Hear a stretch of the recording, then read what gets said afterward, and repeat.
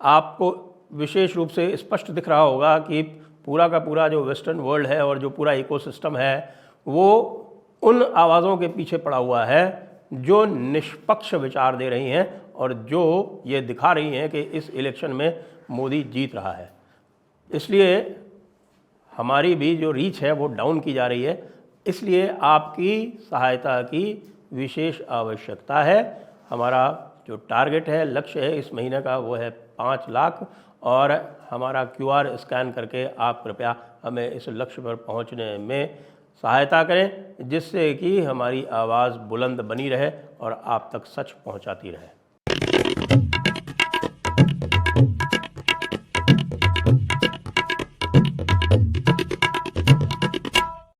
नमस्ते, आप सभी का स्वागत है आज के इस कार्यक्रम में। और आज एक बार पुनः हमारे साथ हैं कार्तिक गौर जी। कार्तिक गौर जी वैदिक एस्ट्रोलॉजर और वास्तु एक्सपर्ट हैं, और आपका एक्स जो अकाउंट है वो नीचे दिया हुआ है, वो आप देख सकते हैं।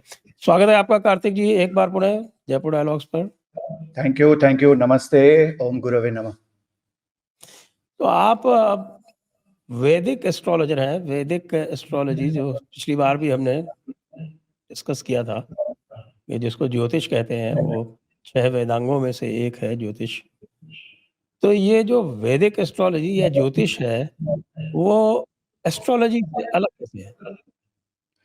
और मैं दर्शकों को ये भी बता दूं, before we get into this topic, ये भी बता दूं कि आज हम जो चर्चा करेंगे वो होगी कि भाई मुहूर्त जो है उसकी क्या उपाय, उसकी क्या उपयोगिता है, हम मुहूर्त क्यों देखते हैं, और बहुत सारे जो मुहूर्त जो है, जैसे राम मंदिर का मुहूर्त या प्रधानमंत्री के नॉमिनेशन इत्यादि का मुहूर्त, उनके बारे में भी चर्चा करेंगे।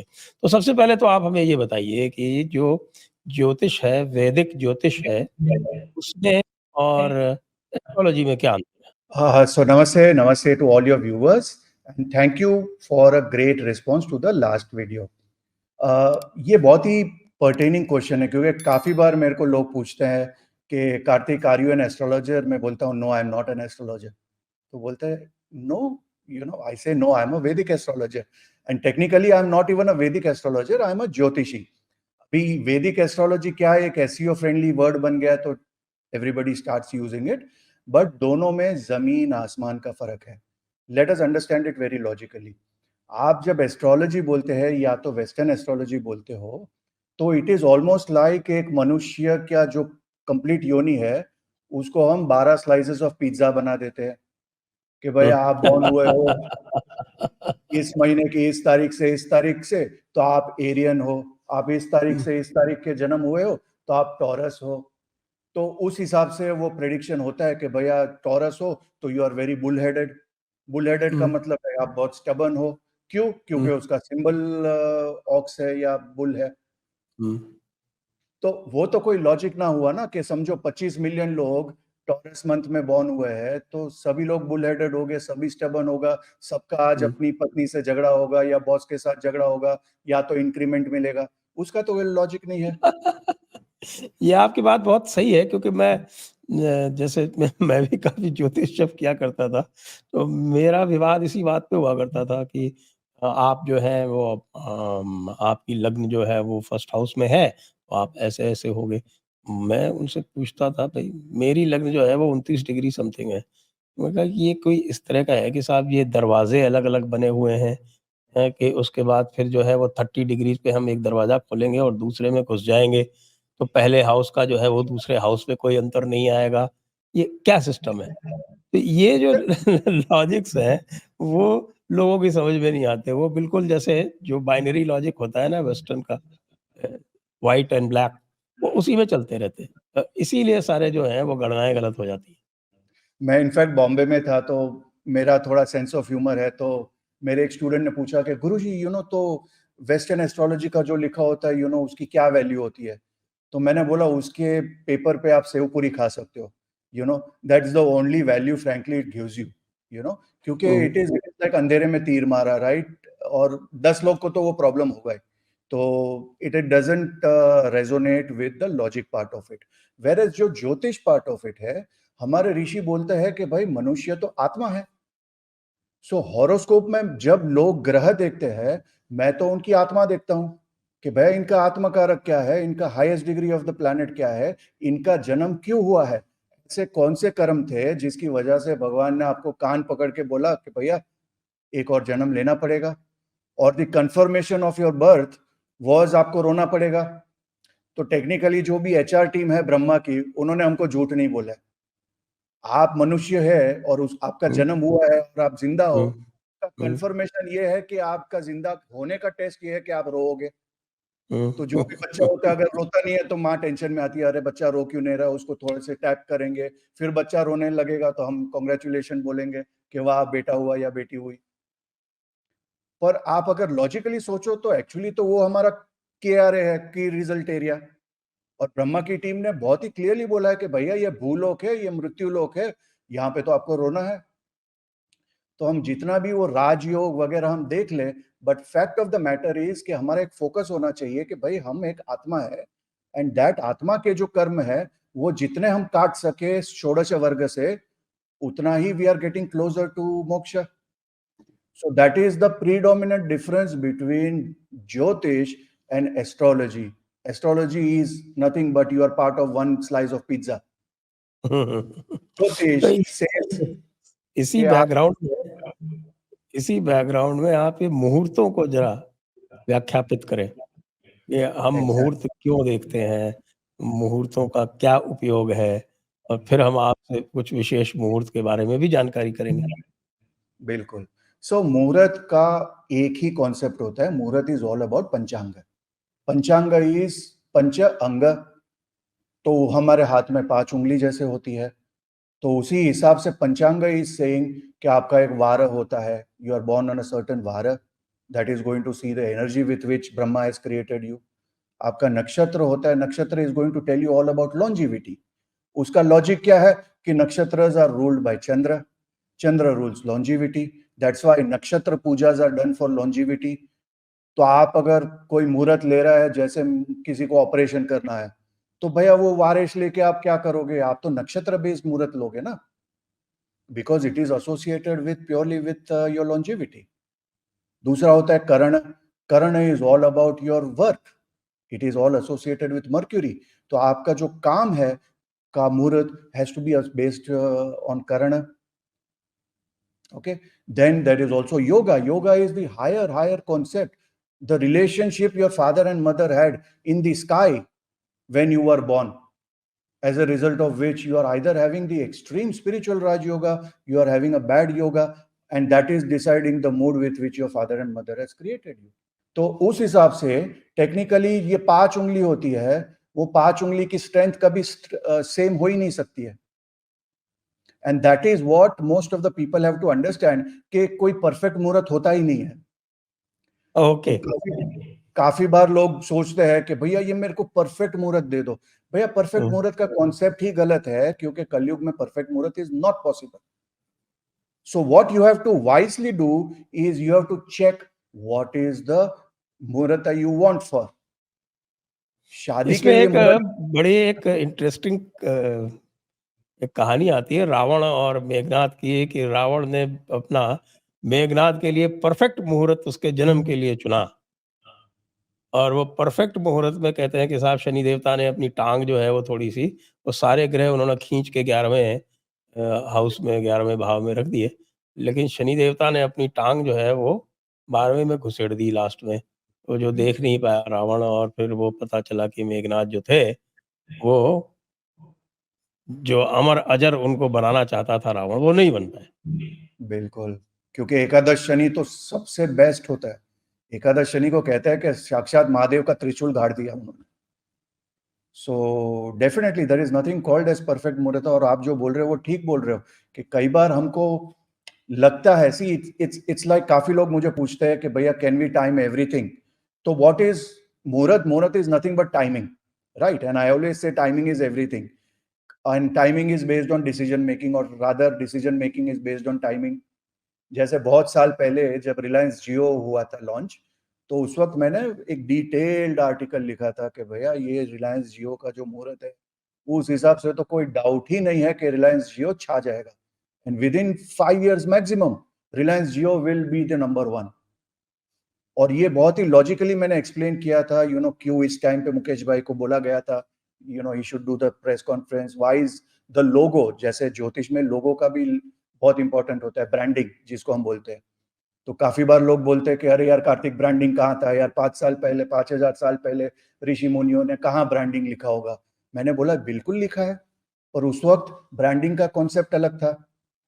जैसे दूर से हम किसी फ्लैग को देखते थे तो हमको पता चलता था अरे छत्रपति शिवाजी आ रहे हैं या मुगल का फ्लैग है, या तो गुप्तचर जो होते थे वो एक कॉइन रखते थे, या तो महाराज की उंगली अंगूठी रखते थे जिसमें स्पेसिफिक कार्विंग्स होती थी which is associated with that kingdom, जिसकी वजह से लोगों को पता चलता था कि हाँ यार ये गुप्ता डायनास्टी का गुप्तचर है या मौर्य डायनास्टी का गुप्तचर है। आज के टाइम में हम लोगोस बनाते हैं, 10 साल बाद क्या पता लोगोस भी ना हो। तो मैं हमेशा बोलता हूं कि वो जो कॉन्सेप्ट था, जो चिन्ह जिसको बोलते हैं, या नेमिंग कॉन्सेप्ट, जैसे नाम तत्व, जैसे शेक्सपियर बोलते हैं what's there in a name, मैं बोलता हूं एवरीथिंग।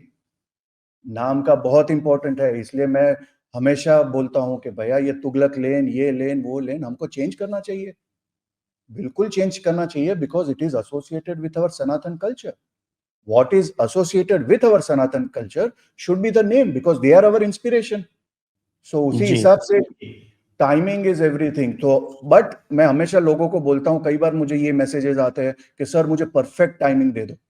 मैं बोला perfect timing for what, you know उसका वही जैसे उदाहरण है एक कि साहब रावण के सारे ग्रह वश में थे, फिर भी वो परफेक्ट टाइमिंग नहीं अचीव कर पाए। जैसे मैं आपको एक मैं लोगों को नहीं बोलूंगा ये प्रमोट करना चाहिए, but there is also timings when you can steal, जिसको चोर मुहूर्त बोलते हैं, right.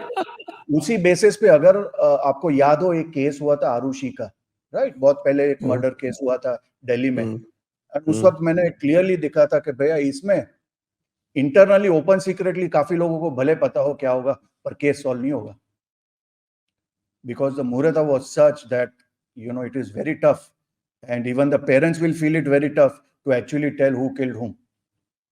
Same with Sushant Singh Rajput also. So कई बार क्या होता है कि लोग मुहूर्त देखते नहीं है, पर कई बार वो जैसे बोलते हैं कई बार हरी इच्छा होती है, राइट, वो ही ऑटोमेटिकली हो जाता है, and by chance we are doing the right thing, जिसको हम पर्पल पैच बोलते हैं। जैसे सलीम साहब ने बहुत अच्छा बोला था कि एक अच्छा टाइम और एक पर्पल पैच में क्या फर्क होता है। तो एक क्रिकेटर ने बोला कि जब अच्छा टाइम होता है तो जहां हम बॉल जहां बैट घुमाते हैं वहीं पे बॉल लग जाता है, एंड एकदम पर्पल पैच जब होता है कि जब हम बैट कहीं पे भी घुमा रहे हैं बॉल वहीं पे आ रहा है। So that is the difference, and sometimes there are bad phases. So मुहूर्ता is always used for strategic timing. रोज के टाइम में आप मत यूज करो, कोई बोलेगा कि आज मुझे स्कूल 6 बजे जाना चाहिए या 6:30 बजे जाना चाहिए, नहीं, उसके लिए आप मुहूर्त यूज मत करो। It should be for strategic timings. Yes, marriage हो गया, आपका नया कंपनी खोलना है, उसका फर्स्ट इनवॉइसिंग कब होना चाहिए, आपका बैंक अकाउंट मेजर खोलना है, उसका साइन पेपर कब करना चाहिए, गृह प्रवेश कब करना चाहिए, and importantly also for nomination. अगर आप मोदी जी का भी केस ले लो तो उनका नॉमिनेशन उन्होंने चंद घंटों पहले किया जब सूर्य टॉरस में जा रहा था, बिकॉज इट वाज तो ये इंपॉर्टेंट फॉर है आपके मोदी जी का नॉमिनेशन जो है वो कैसे हुआ इस बार? हाँ। सो जैसे आप लोग देख रहे हो, ओके, सो मोदी जी का nomination is something which is very important for us to understand, क्योंकि नॉमिनेशन के बेसिस पे पता चलता है कि क्या होने वाला है। ओके, एक तो कर्क लग्न है, he is going through his Chandra dasha. Okay, ये हमने पहले भी बोला था, वो चंद्र और मंगल का जो योग हो रहा है उनके सेकंड हाउस में, विच इज एसोसिएटेड विद सिंहासन योगा। ओके, तो ये जो लास्ट टाइम चौकीदार चोर थे, राइट, वो मंगल ने एक्टिवेट कर दिया और मंगल ने उनको बेड़ा पार कर दिया। इस बार मैं वेट कर रहा था कि भैया कुछ चंद्र का निमित्त आएगा, ओमेन आएगा, और सारे लोगों ने मोदी का परिवार किया। परिवार इज एसोसिएटेड विद चंद्र। परिवार का जो हाउस होता है वो होता है सेकंड हाउस, और मोदी जी का 10th Lord Chandra, he is in the second house causing a simhasana yoga. So now see how you, and मुहूर्त is always attached to your राशि चार्ट।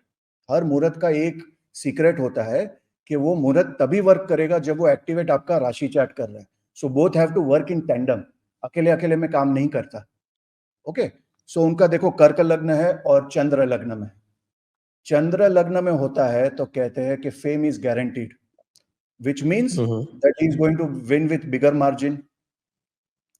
और जब लग्न लॉर्ड लग्न में होता है तो कहते हैं कि इंसान की क्रेडिबिलिटी बहुत हाई होती है. देखो दो टाइप की फेम होती है संजय जी. एक होती है फेम कि भाई मुझे वो बहुत पसंद है, जैसे सलमान खान हो गया. We might not like him, many might not like him, but यार वो स्टार तो है, उसके नाम पे टिकट बिकती है, लेकिन वो एक्टर अच्छा नहीं है, काफी लोग बोलेंगे. एक होता है जुपिटर की फेम. जुपिटर की फेम होती है which comes because of a subject matter expert. कि जब कोई बोलता है, बिकॉज उनका एक अध्ययन होता है, कोई बहुत ही क्रेडिबिलिटी हाई होती है, तो वो इंसान जब बोलता है तो हमें रुक के सुनना पड़ता है कि भैया ये क्या बोल रहा है. तो इनके केस में दोनों हो रहा है in the filing of nomination. Chandra is in lagna which means fame is guaranteed. He is a very very popular candidate in Varanasi.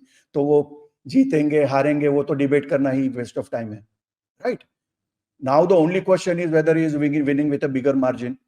तो नॉमिनेशन का तो दिखा रहा है कि he is winning with bigger margin. Why? Not because just of popularity, but because of what is there in the 10th house. 10th house आपका दिखाता है काम क्या किया है. हाँ, अल्टीमेटली तो हर कैंडिडेट का भी तो भैया वो देखेगा ना, कैंडिडेट में काम क्या किया, ये किया वो किया. तो वहां पे अगेन उनका सूर्य 10th हाउस में है, वीनस 10th हाउस में है और मर्क्यूरी 10th हाउस में है. तो वी कैन राइट अवे से कि लोग कितना भी बोले राम मंदिर का इफेक्ट नहीं है या अंडर करंट नहीं है, हम तो पूछते हैं तो कोई बोलता ही नहीं है, ये नहीं है वो नहीं है. राम मंदिर का बहुत बड़ा इम्पैक्ट है.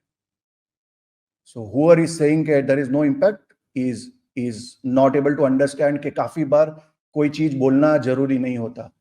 जैसे अपने योगी जी का एक इंटरव्यू आया था, आई थिंक आपकी अदालत में, उन्होंने बहुत ही अच्छा लाइन बोला कि लोगों के मन में कृतज्ञ भाव है कि भैया जो जी, चीज जी। 500 साल से अटकी हुई थी हुँ। वो चीज भैया मोदी जी ने की है. और मैं तो ओपनली बोलता हूँ, मोदी जी नहीं होते राम मंदिर नहीं बनता. उसमें कोई इफ बट है ही नहीं. If he was not there at the helm of affair, अभी तक वो चलता रहता. इसमें वास्तु दोष है, इसमें ये है, इसमें वो है. कोई और लिटिगेशन करता, कहीं पे जमीन का कोई प्रॉब्लम कर देता, ये कर देता, वो होल्ड अप हो जाता.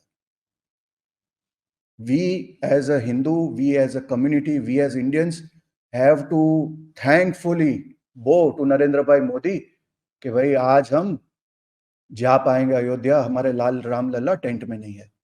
और वो कृतज्ञ भाव, प्लीज इंडियंस, मैं सारों को बोलता हूँ, please go out and vote, and this is the least we can do for Narendra bhai. तो तो ये और भी यही बताएँ दिख रहा राम है. मंदिर के जी, राम हाँ, मंदिर की आप बात कर रहे हैं, तो राम मंदिर का जो मुहूर्त इसके शिलान्यास का राम मंदिर का मुहूर्त और राम मंदिर के प्राण प्रतिष्ठा का मुहूर्त जो है, वो कैसे चुने गए और दोनों में क्या कोई सामंजस्य है? बिल्कुल, बिल्कुल, दोनों में बहुत ही सामंजस्य है. मैं खाली आपको एक चीज यहाँ पे ओवरराइडर कहना चाहता हूँ. नरेंद्र भाई का जो फाइलिंग नॉमिनेशन है, उसमें सैटर्न 8th हाउस में है. ओके. Ji, ji. एंड वो शायद दिखा रहा है कि भैया maybe this might be his last term, as a PM candidate. मैं दोनों को बाइफरकेट कर रहा हूँ कि probably it is a very high time that this might be his last one. And जो उनके चार्ट से देख रहा हूँ और जो इवन इलेक्शन का जो डेट था, टाइमिंग, उसमें जो ग्रह युद्ध चल रहा है, उस हिसाब से it's going to be quite a topsy turvy time immediately after election. I will come to that later on. But coming okay. To this Pran Pratishtha, प्राण प्रतिष्ठा के दो कॉन्सेप्ट्स है. काफी लोगों ने प्राण प्रतिष्ठा के मुहूर्त की बात की है, पर एक चीज जो उन्होंने नहीं बात की है वो है बेसिकली शिलान्यास का, जो हुँ, फाउंडेशन हुँ, हुँ, हुआ था. तो हुँ, हुँ, फाउंडेशन हुँ। हुआ था अराउंड 8th ऑफ मे. हाँ, और जैसे व्यूअर्स भी चार्ट देख रहे हैं, अगेन इट इज तुला लग्न विद चंद्र इन लग्न. मैं लोगों को कॉन्स्टेंटली कह रहा हूं कि भैया मोदी जी इज तुला लग्न. हाँ, चंद्र की दशा चल रही है, वो तो अभी बता ही रहा हूं मैं. सो अगेन इट इज तुला लग्न with Chandra in lagna, again Surya in the 10th house of work. हुँ, और ये हुँ, मैं कहना चाहता हूं कि इवन बीजेपी की जो चार्ट है, जो एज एन ऑर्गेनाइजेशन जो उनका चार्ट है उसमें भी सूर्य 10th हाउस में है। तो एक सिंपल सी बात है कि भाई बीजेपी में कोई कुछ भी बोल दे, ये कर दे, but the fact of the matter is Ram Mandir has brought them to 2 seats, from 2 seats to 303। अभी 303 से कहीं भी जाएंगे अपवर्ड्स ही जाएंगे, क्योंकि इवन प्रशांत किशोर भी, भले उनको कितना भी अमित शाह से गुस्सा हो, वो उन्होंने दबे स्वरों में बोल तो लिया कि भैया मिनिमम तो उतनी आनी ही है, यू नो। सो अगर उन्होंने कंजर्वेटिव फिगर दिया है तो उससे ऊपर ही जाना है, यू नो। सो ये है चंद्र। देखो चंद्र इज अगेन हमारे हमारे प्यारे राहुल गांधी जी का सूर्य कहाँ है? Rahul Gandhi, frankly speaking, you know, मैंने जो लास्ट टाइम भी बोला था कि I lost a big client over there, क्योंकि I simply told them that he will never become a prime minister, you know. He is a nice person otherwise. See, एक मनुष्य होता है, उसके हमेशा दो रूप होते हैं। एक होता है व्हाट ही इज इंटरनली, एक होता है what he is projecting externally, और for that matter what people see you as, उसको हम आरूढ़ लग्न कहते हैं, यू नो। तो हमेशा मैं लोगों को कहता हूं कि हमेशा राम भगवान का अगर आप मूर्ति या कुछ भी रखते हो घर पे, उनको कभी भी धनुष बिना मत रखना, क्योंकि उनके आरूढ़ पे सूर्य है। He is Raghuvanshi, he is that warrior.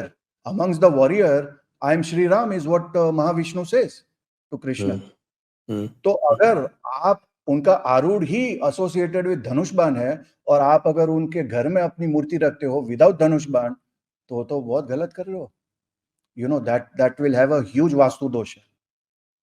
May be someday एक अलग शो हम करेंगे purely based on how this things work, but generally मैं कहना चाहता हूं कि ये सेम चीज है। सूर्य भी 10th हाउस में। अच्छा, अभी आप देख लो उनका जो प्राण प्रतिष्ठा का मुहूर्त है, प्राण प्रतिष्ठा का मुहूर्त इज मेष लग्न with Guru in lagna, again Surya in the 10th house. और उसका मैंने आपको नवांश भी दिया है, जहां पे सूर्य का परिवर्तन हो रहा है with Jupiter, and it is forming the one of the best yoga. And उसी वक्त मैंने बोला था कि भैया ये गुरु जो लग्न में है, that is opening up a door for a Shiva temple. Okay, and immediately हो गया कि वो हो गया, उसके बाद ही वो जो काशी विश्वनाथ का जो सेलर का जो इश्यू चल रहा था, वो खुल गया, और वहां पे भी अभी पूजा हो रही है, which was after the Ram Mandir Pran Pratishtha. उसके बाद वो जजमेंट आया, because Jupiter is Shiva, and I said that there is a parivartan, and it is in the navamsha, it is in trines. एक नहीं, दो मंदिर का दिखा रहा है। So I am very sure that once 3.0 comes के उसमें भी आगे होगा, and this is how it is again connected with both of the things. जी। तो ये तो प्राण प्रतिष्ठा का और उनका मुहूर्त हो गया। अभी इसके जो है, आप ये बताइए कि जो 2024 के जो भारतीय चुनाव हो रहा है, इसकी टाइमिंग से इसका क्या रिलेशन है? अच्छा, सो मैंने सर करीबन 6 महीने पहले, जब मैं अयोध्या में था दिसंबर में, so we had a huge Ayodhya conference. उस वक्त मैंने 2 प्रेडिक्शन किया था मेजरली कि वो, एक तो BJP is getting 324 and NDA 369 plus minus 10 seats.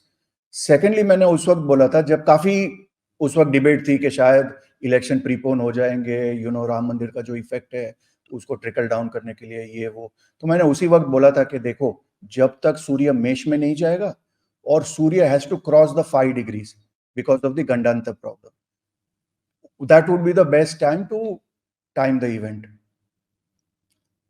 And I wouldn't say कि, you know, I would take the credit कि कोई मैं उनको फोन कर करके बोलता था, बट एक विधि का विधान जैसे बोलते हैं, you know, it was announced exactly during those days कि it has to cross। मेष में सूर्य होना बहुत ही इंपॉर्टेंट है बीजेपी के लिए, एटलीस्ट इन दिस टाइम।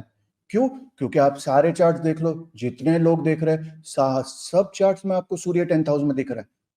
तो सूर्य का 2 काम है, एक तो प्रभु श्री राम, सूर्य इन एक्सॉल्टेशन, या तो उसका विष्णु अवतार आप देख लो, इज प्रभु श्री राम।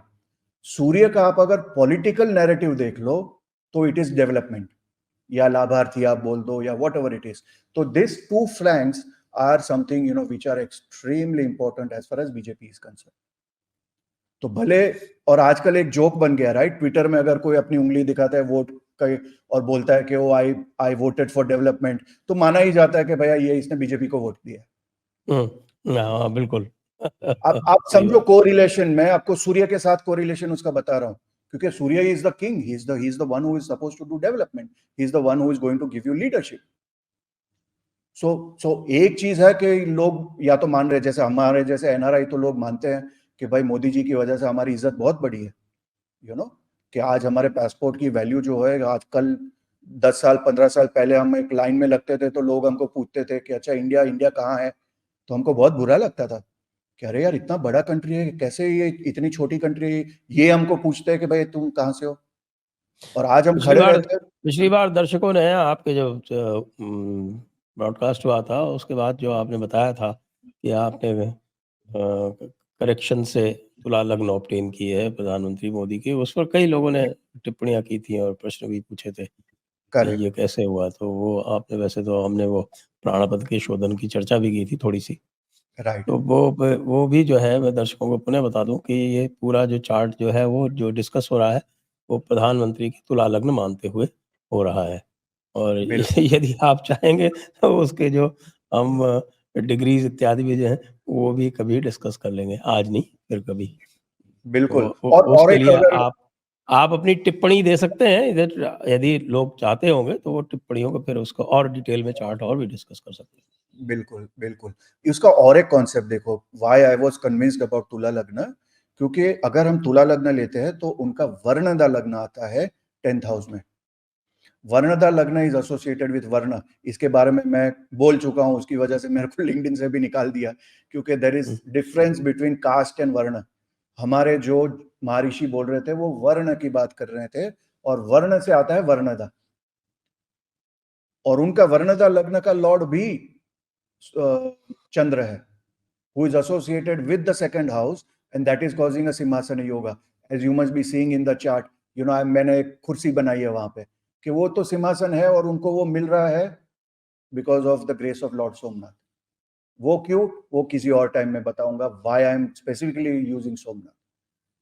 तो ये वर्णदा लग्न का लॉर्ड अगर मंगल के साथ यूज हो रहा है तो सिंपल है, लास्ट टाइम 2019 में Balakot was important, Mangal was important, और मैंने उसी वक्त बोला था कि यार ये मंगल दशा है, आप फोकस करना, you know, when we go into the timing of, जब स्वेरिंग इन चार्ट हुआ था उसी वक्त मैंने बोला था एक फोकस होगा हमारी मिलिट्री पे, और मिलिट्री पे मोदी जी ऐसे ही फोकस नहीं करेंगे कि भाई मेरे को 10 प्लेन यहाँ से लेना है, 25 प्लेन वहां से लेना है।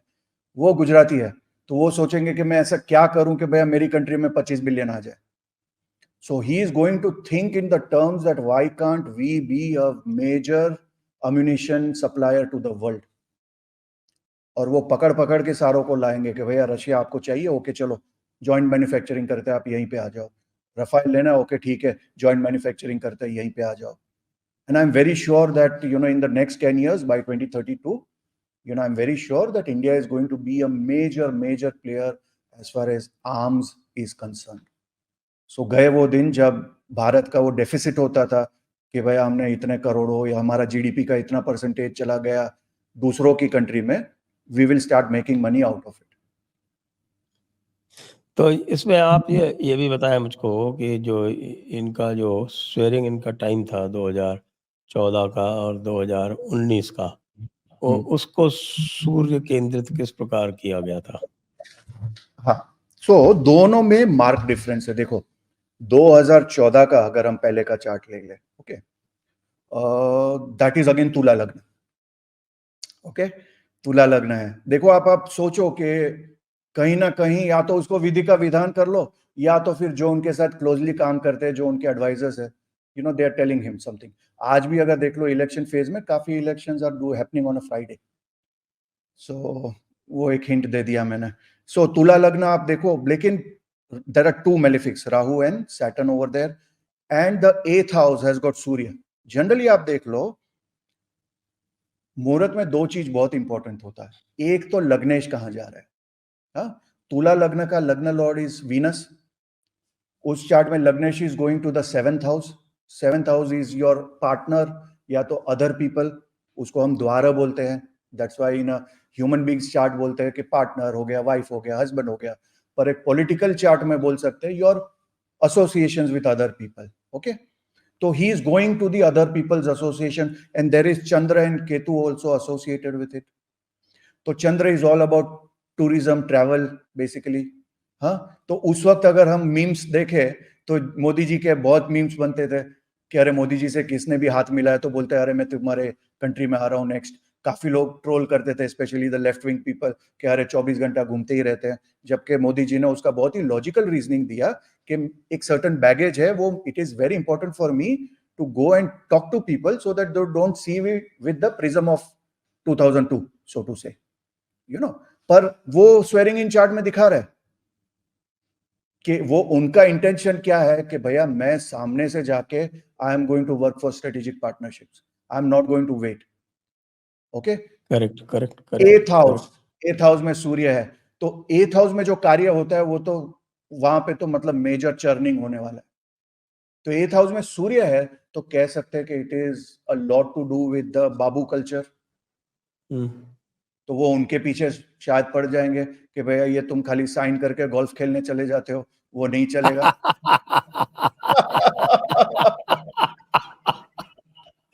वैसे भी हिंट्स मिल रही हैं कि साहब ब्यूरोक्रेसी में और जुडिशरी में बड़े चेंजेस प्लान हो रहे हैं। Exactly, so it started there, so jitteries were there. So मेरे काफी ब्यूरोक्रेटिक क्लाइंट्स है, तो उस वक्त मुझे बोलते थे अरे यार ये तो मोदी जी खुद भी नहीं सोते, हमको भी सोने नहीं देते यार।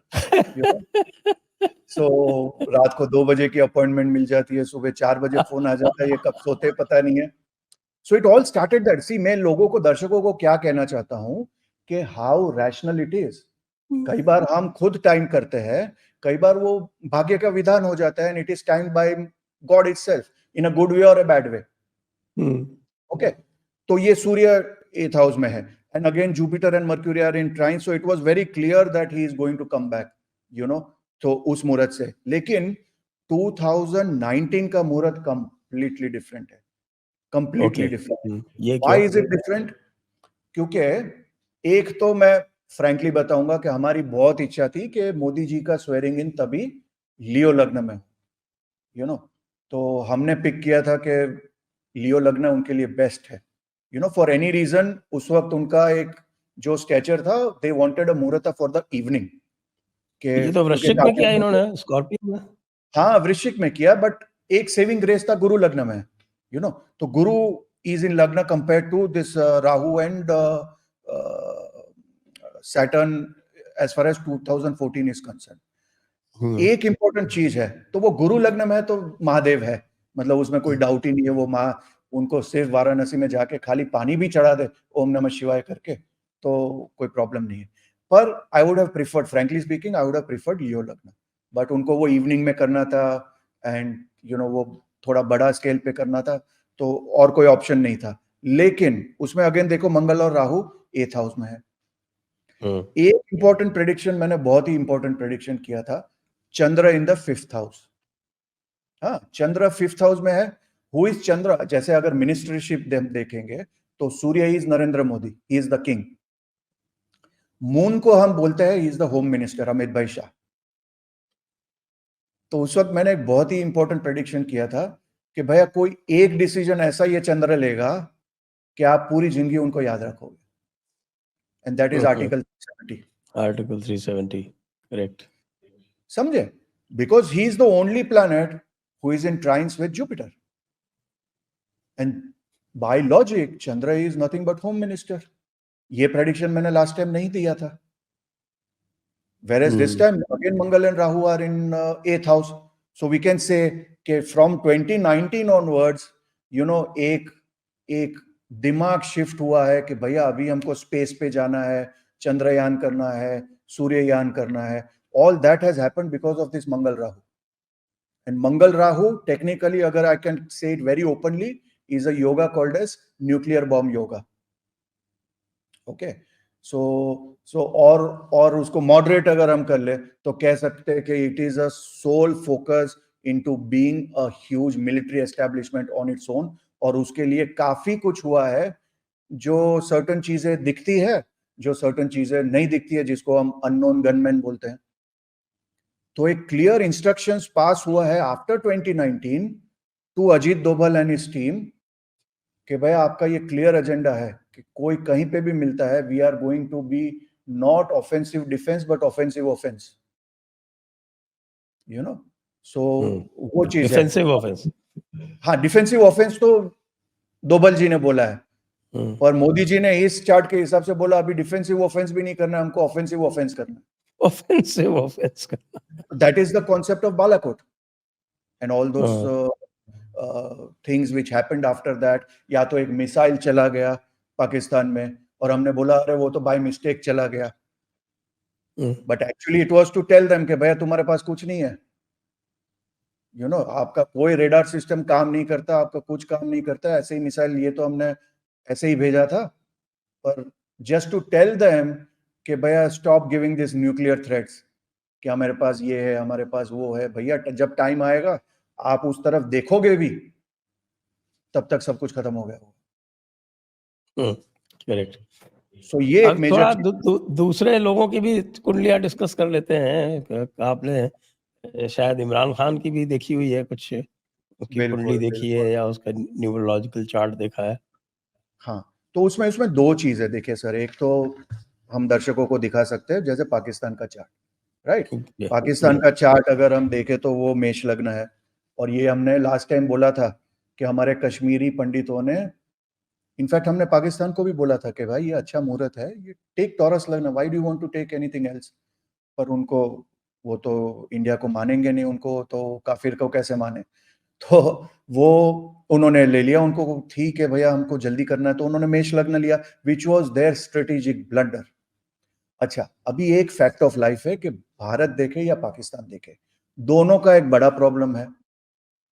What is the problem? Both have got all the planets between Rahu and Ketu. इसको कॉमनली काले सर्प बोल सकते हो, या basically it is ending with Ketu, या तो फिर उसको बोल सकते हैं कि there will be times of religious fundamentalism which will be very tough to curb for a country, and it becomes even tougher to curb for a country when Mangal is लग्न Lord. देखो, ऐसा नहीं है कि भारत में रेडिकलिज्म नहीं है, भारत में भी है, पर वो शुक्र फिर भी कंट्रोल कर सकता है, मंगल कंट्रोल नहीं कर सकता है, क्योंकि मंगल को एक ही चीज आता है, या तो तुम मेरे साथ हो या तो मैं तुमको मार दूंगा, which is the way Pakistani establishment thinks, कि माई वे और हाईवे। वेरेज इंडिया में इतना कुछ होता है, फ्रैंकली स्पीकिंग कई बार मुझे लगता है कि माय गुडनेस, इतना आप लोग बोलते हो, फिर भी बोलते हो कि आपको डेमोक्रेसी नहीं है और मोदी डिक्टेटर है, मतलब इससे ज्यादा आपको और क्या करना है? You understand? इससे ज्यादा आपको और क्या करना है मोदी जी को, कि टू प्रूव के he is not a dictator. Okay, so देखो अभी इमरान को आप देख लो, इमरान इज धनु लग्न, मैंने जो चार्ट दिया उसमें एक वैदिक न्यूमरोलॉजी का भी एक बहुत ही सिंपल सा कॉन्सेप्ट दिया है। धनु लग्न पीपल के बारे में महर्षि पराशर ने बोले, this are the people who call a spade a spade, कि मतलब मुंह फट होते हैं, जो मुंह में आता है बोलता है, और this is very correct with Imran. The problem is he is in the wrong country. वहां पे अगर आप प्रधानमंत्री बन गए हो तो ठीक है, प्रधानमंत्री आप हो ये समझना नहीं चाहिए। The problem with him is the moment he became प्रधानमंत्री, उसको लगा कि वो प्रधानमंत्री है। He doesn't know that, no, you are supposed to go by the dictates of that Mangal, which is in your destiny, and it is in his destiny also. तो मैं कई बार ये पीटीआई सपोर्टर्स को भी बोलता हूँ, मेरे दुबई में तो काफी लोग मिलते हैं, तो मैं उनको बोलता हूँ ठीक है भैया तुमको इमरान खान पसंद है, पर डोंट एवर टेल कि भैया वो फौज के सपोर्ट से नहीं आए, क्योंकि मैं वो जनरल बात नहीं कर रहा हूं, मैं तो उसकी कुंडली से देख रहा हूं कि भैया मंगल लग्न में है, गुरु उसका 5th हाउस में है, and it is in parivartan, that means that Mangal has got him into politics. So who was his first sort of claim to fame was Hamid Gul, ISI वाला। पर क्योंकि वो परिवर्तन है और उसकी कुंडली में भी प्रॉब्लम है कि केतु 8th हाउस में है, तो वो हमेशा जो भी उसको हेल्प करता है वो उसी को कुल्हाड़ी मारता है। आप क्रिकेट में देख लो, Majid Khan was the one who got him into the team, जैसे ही वो टीम में आया उसने माजिद खान को निकलवा दिया, हामिद गुल was the one who got him, जैसे ही पार्टी हुई उसने सबसे पहले हामिद गुल को निकलवा दिया। जैसे उसको लाने वाला बाजवा था, जब तक काम हुआ, जैसे ही खत्म हुआ तो बाजवा को जानवर बोलना शुरू कर दिया। तो So this is his problem. So when this people, उनके काफी लोग मुझे मिलने आए थे, तभी भी मैंने बोला था, देखो इमरान का प्रॉब्लम ये है कि वो धनु लग्न है तो वो बोल सकता है। दूसरा प्रॉब्लम ये है कि उसका मर्क्यूरी आत्मकारक है, तो मतलब वो बोलता रहता है, उसको ये नहीं पता है कि व्हेन टू स्टॉप। देखो बोलते सभी अच्छा है, काफी लोग बोलते हैं, मोदी जी क्या कम अच्छा बोलते हैं, लेकिन आप मोदी जी से जिन जिन ने 1 to 1 किया है, जो जो लोग मिले हैं, वो लोग बोलेंगे कि यार मोदी जी तो बात ही नहीं करते, मोदी जी तो मितभाषी है, वो सुनते रहते हैं हमको, या तो एट द मोस्ट उनसे सेक्रेटरी को देख लिया तो पता चला कि अच्छा हाँ भाई ये नोट करना है, फिर हमको 2 दिन बाद फोन आ जाएगा कि हाँ भैया ये चीज हो चुका है, आप बोलिए कैसे करना है। So what I'm trying to say is, for a good politician, he has to speak less, and more so in Pakistan against the army, क्योंकि अल्टीमेटली आपको आर्मी लाई है।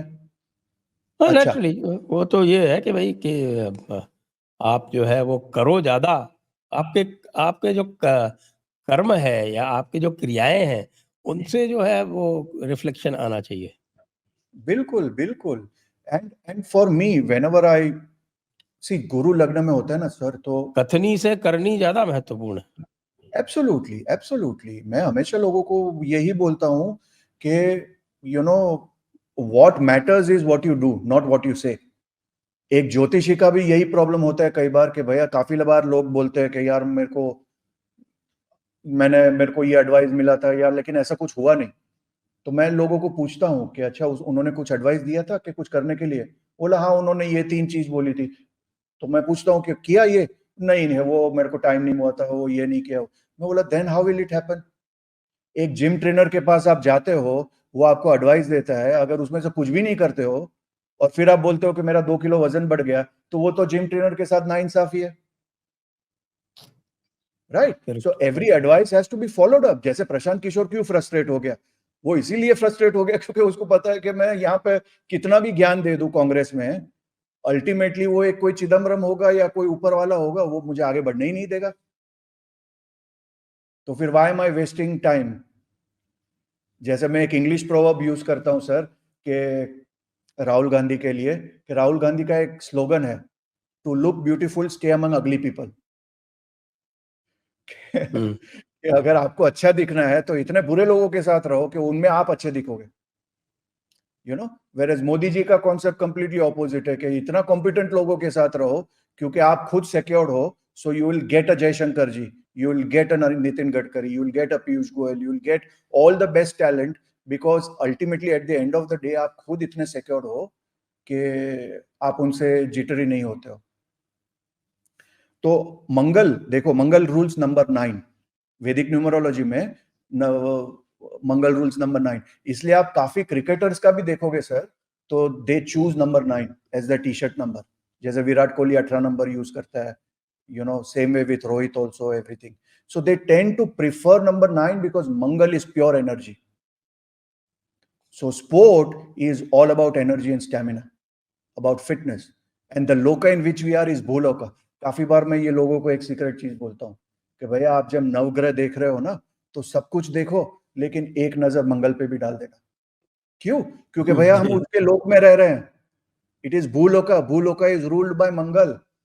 मंगल का सिंपल रूल है, माइट इज राइट। तो आपने कितना भी PhD वगैरह किया हो, कितना भी कलम घिसो, कोई एक पुतिन आएगा अपनी टैंक लेके, आपको बोलेगा कि भैया निकलो यहां से, आपको निकलना पड़ेगा क्योंकि ये मंगल का ग्रह है। अच्छा, आपने पाकिस्तान का चार्ट डिस्कस किया, भारत का चार्ट कैसा है? भारत का सर जो इंडिपेंडेंस चार्ट है, इज टॉरस लग्न, एंड वी हैव राहु इन लग्न। ओके, काफी बार लोग मेरे को बोलते हैं अरे यार कार्तिक, राहु तो बहुत बुरा प्लैनेट होता है और राहु लग्न में है, सो बैड। और मैं हंस लेता हूं क्योंकि महर्षि पराशर ने तो क्लियर बोला है कि which ever planet is in लग्न इज प्रेज वर्दी, मतलब आप तो उनके गुण गाओ। तो अगर राहु लग्न में है तो Rahu is also praiseworthy. The only thing is what does it mean कि भैया all said and done, you know India is extremely good with maintaining their strategic depth, or shall we say is very good with its foreign policy compared to Pakistan, I am saying. Because it is Rahu. कई बार ये लोग बोलते हैं ना कि ये इनकी साजिश है, इनकी वो साजिश है, तो राहु इज मास्टर ऑफ साजिश। तो काफी बार मैं लोगों को बोलता हूँ कि अगर आपको लगता है इंडिया भी इतना भोला भाला है, इंडिया का नहीं भैया, India is very smart, look at the chart, India has Rahu in lagna. So there are times when we have actually outwitted many countries. आप एक अपना न्यूक्लियर प्रोग्राम देख लो, जैसे हमने जिस सीक्रेसी से अपना न्यूक्लियर प्रोग्राम किया और अनाउंस किया वाजपेयी जी के टाइम में, क्योंकि द रेडार्स वर मॉनिटरिंग, तो ओनली सर्टेन टाइम्स जब वो मॉनिटरिंग नहीं होती है, उसी टाइम में हमको सारा कुछ मोबिलाइज करना था। Apart from that we have done a lot. 1971 में जैसे हमने यूएस को स्टॉप किया, how we have strategically, even now how we have used Russia, to ensure that we buy oil from them at a discounted price, उसको filter करके अपना branding करके हम यूरो में कमा रहे हैं और उनको दे रहे रुपीज में, राइट? सो दिमाग तो है, और कहते हैं कि राहु से बड़ा कोई दिमाग नहीं है। The most intelligent planet is Rahu, not Jupiter. क्योंकि जो राहु की ग्रह दृष्टि है वो 12th हाउस में भी है अपने से।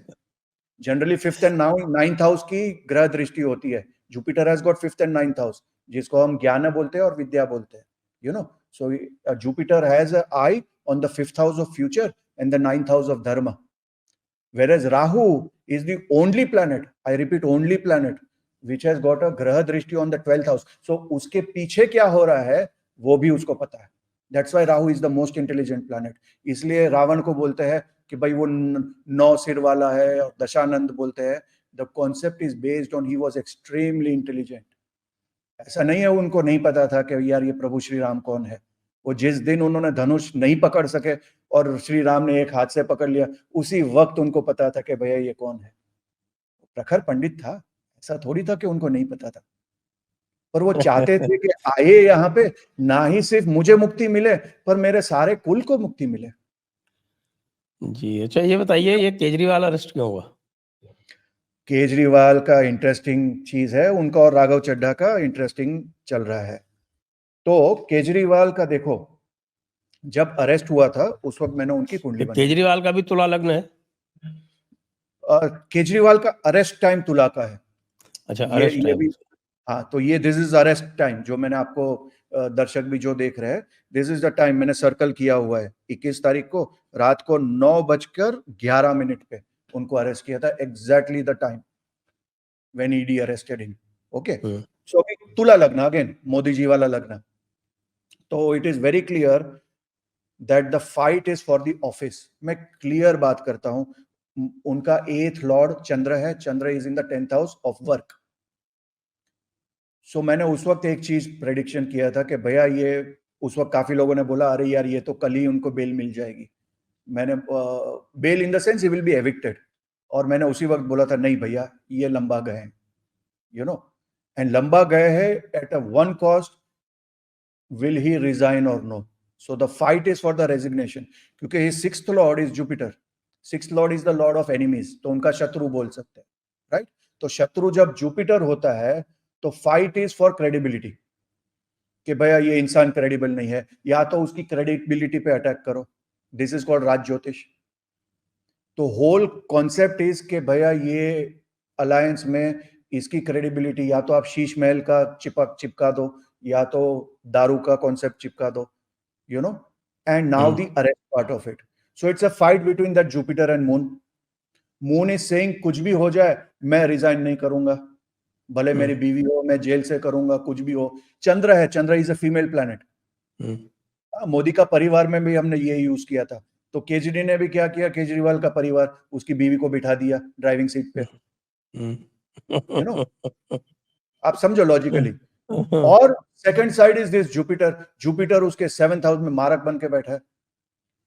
तो जुपिटर बोल रहा है कि भैया तुम कुछ भी करो, जब तक तुम रिजाइन नहीं करोगे भैया तुमको मुक्ति नहीं है। तो fight is between those two planets. So unfortunately the way judiciary जो उनको इतना सपोर्ट दे रहा है, in the name of democracy, again Chandra is democracy, तो वो मेरे हिसाब से बहुत ही अनफेयर है। और अगर मैं एक चीज आपको बता सकूं, जैसे भारत का जो चैत्र शुक्ल प्रतिपदा चार्ट है, उस पे मैंने एक चीज बोला था कि जैसे हमारा लिए तो जनवरी 1 is not the first new year ना, हमारे लिए न्यू ईयर शुरू होता है जब चैत्र शुक्ल प्रतिपदा शुरू होता है, you know that was the day when Brahma created Bhuloka. तो उसका भी यही लॉजिक है, अगर लोगों को इंटरेस्ट होगा तो। हमारे ज्योतिष में कोई भी ऐसी चीज नहीं है जो होकस फोकस हो या तो फिर ब्रो ट्रस्ट मी वाला कॉन्सेप्ट नहीं है। Everything is logical and everything that you ask me you will gate logic for it. तो चैत्र शुक्ल प्रतिपदा पूरा पूरा नेशन, पूरा वर्ल्ड के लिए यही होता है। तो वो अप्रोक्सीमेटली 9th ऑफ अप्रैल को शुरू हुआ।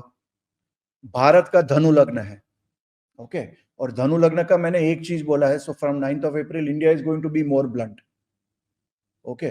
तो वो पहले जितना डिप्लोमेसी भी डिप्लोमेसी से होता था, तो maybe now it is going to be even more blunt. जैसे जयशंकर जी ने एंथनी ब्लिंकन को मुंह पे ही बोल दिया कि भाई आप हमारे इलेक्शन की चिंता मत करो, आपके तो बैलेट बॉक्स भी कहाँ है वो नहीं पता, और अभी तक राइट। सो वो तो एकदम ही अनफिल्टर्ड था, यू नो। मेरे को एक दिल्ली में बहुत एक अच्छे विद्वान ने बोला था कि a good external affairs minister is the one who will tell you to go to hell and you will look forward to that journey. तो वो बोलता है वो अच्छा एक्सटर्नल अफेयर्स मिनिस्टर होता है कि वो आपको बोलता है चल भाई गो टू हेल, और आप बोलते हैं अच्छा वाह वाह वाह करके। सो वो आप चार्ट में देखो।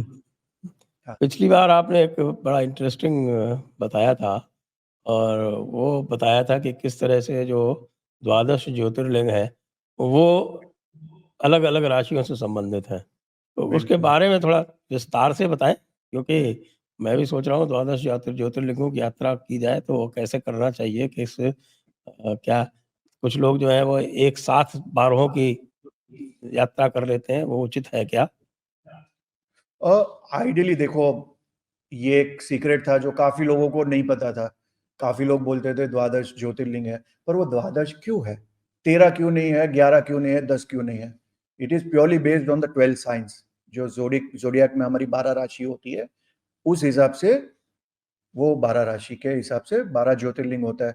जैसे मेष के लिए रामेश्वरम होता है, टॉरस के लिए सोमनाथ होता है। उसी हिसाब से जैसे Kashi Vishwanath is associated with Sagittarius धनु, धनु राशि, the natural 9th house is associated with धर्म, यू नो, एंड धर्म एंड मृत्यु। कहते हैं कि यू नो जो धार्मिक मृत्यु होती है वो सबसे बेस्ट मृत्यु होती है। दैट्स व्हाई वी से कि सूरत का जमन और काशी का मरण बहुत फेमस है। सो काशी विश्वनाथ में काफी लोग मरने के लिए जाते हैं। तो the best way to do sir Jyotirlinga yatra is ideally based on Surya's transit. जैसे सूर्य हर राशि में हर महीने में जाता है, जैसे 15th ऑफ अप्रैल को हम मकर संक्रांति, अरे 15th ऑफ जनवरी को मकर संक्रांति बोलते हैं, क्योंकि सूर्य का ट्रांजिट होता है वहां पे मकर राशि में। फिर एक महीने के बाद 15 फरवरी को हो जाएगा एक्वेरियस में और कुंभ में, फिर जाएगा मीन में, फिर जाएगा मेष में। सो आइडियली दो तो कॉन्सेप्ट होते आपके हैं। कहने का अर्थ ये है कि जब मकर में जाएगा तो भीमा शंकर जाइए, और उसके बाद कुंभ में जाए तो केदारनाथ जाइए, मीन में जाए तो त्र्यंबकेश्वर जाइए, उसके बिल्कुल बाद बिल्कुल। मेष में जाए तो रामेश्वरम जाइए, फिर रामेश्वरम। उसी लाइन से सोमनाथ, फिर नागेश्वर, फिर ओंकारेश्वर, फिर वैद्यनाथ, फिर मल्लिकार्जुन, फिर महाकालेश्वर और कृष्णेश्वर। ईश्वर। ये ऑर्डर होना चाहिए, और फिर ये ऑर्डर होना विश्वनाथ चाहिए। अगर अंत में। अगर आप स्लो स्लो लेना चाहे, अगर आप स्लो ना लेना चाहे तो आइडियली उसको अपने तिथि प्रवेश के साथ कोइंसाइड करो। कि आपका जब वैदिक बर्थडे आता है, जैसे मेरा 12 वैसे मेरा 3 मई का जन्म है, लेकिन 12 मई को इस ईयर 12 मई को मेरा तिथि प्रवेश था, बेस्ड ऑन वैदिक कॉन्सेप्ट्स। तो उस हिसाब से प्लान कर सकते हो। तीसरा एक रेमेडी है, कोई बोलेगा कि कार्तिक जी मेरा टफ टाइम चल रहा है, मैं 12 जगह तो नहीं जा सकता हूँ, कौन सा एक ज्योतिर्लिंग जाओ। हाँ, तो उसके भी दो कॉन्सेप्ट है। एक है जैसे किसी को काम का बड़ा टेंशन है, he is out of work, तो आप भीमाशंकर पकड़ लो। Why? Because it is natural 10th house of work. कोई बोलेगा कार्तिक जी मेरे को सालों से संस्कृत सीखना है, लेकिन मैं सीख नहीं पा रहा हूँ, मेरे पे वो मैं स्टार्ट नहीं कर पा रहा हूँ। ये काशी विश्वनाथ चले जाओ, आपको अपना गुरु मिल जाएगा। कहते हैं कि काशी से बड़ा कोई गुरु है नहीं। एक वो कॉन्सेप्ट हुआ। दूसरा हो गया, कौन सा ज्योतिर्लिंग आपके गए जन्म से आपका रिलेटेड है। ये एक सीक्रेट कॉन्सेप्ट है, आपके दर्शकों को बताता हूं। इसमें आपको दो चीज करना है। एक तो आपको पता होना चाहिए आपका लग्न क्या है, हाँ? जैसे मेरा मेष लग्न है। दूसरा चीज पता होना चाहिए आपका आरूढ़ लग्न कहाँ पे है, हाँ? जैसे मेरा है लियो में, हाँ, सिंह राशि में। अभी कोई एक राशि होगा जो कॉमन राशि होगा फ्रॉम केंद्र टू लग्न और ट्राइंस टू योर आरूढ़।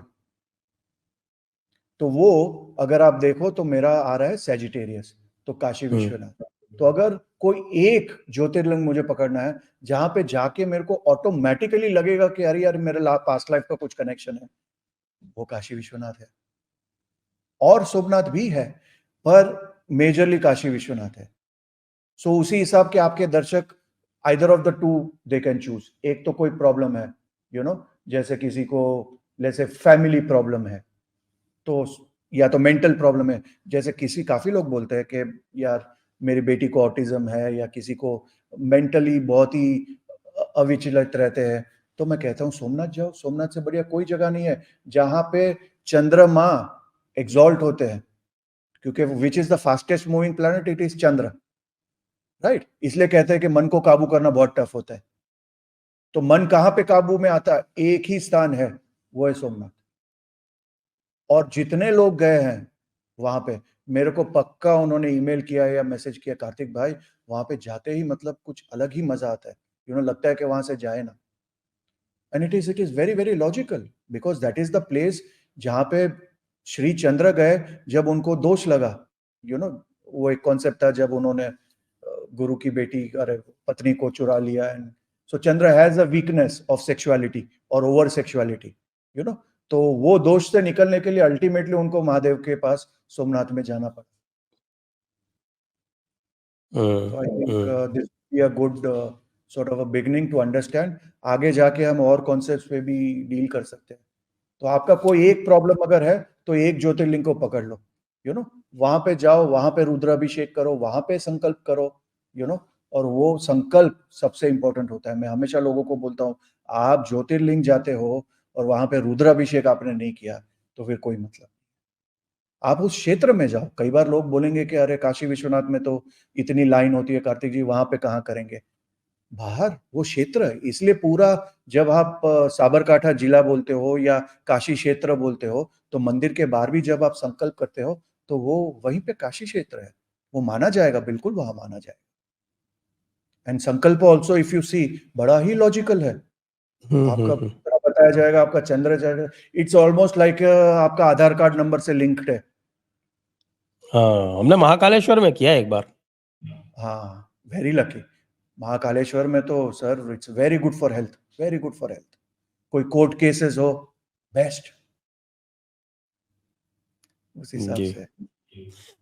तो आज की चर्चा को अब यहीं पर विराम देते हैं। आपने इतना बड़ा एक विस्टा खोल दिया है कि इसी पर जो है वो कई सारे एपिसोड्स और चर्चा हो सकती है। तो बिल्कुल। दर्शकों से मैं कहूँगा कि भई आप अपनी टिप्पणी करके, और आपको यदि कोई विशेष रिक्वेस्ट करनी हो तो आप हमारे व्हाट्सएप नंबर पे भी लिख सकते हैं। हम उसी प्रकार से एपिसोड्स जो हैं वो हम प्लान कर सकते हैं। और ये जो क्रम है ये अनवरत चलता रहेगा। आज को तो हम यहीं पर विराम देते हैं। आप सभी दर्शकों को बहुत-बहुत धन्यवाद, और कार्तिक जी को भी बहुत-बहुत धन्यवाद। जय हिंद, जय भारत, वंदे मातरम। नमः शिवाय। Thank you.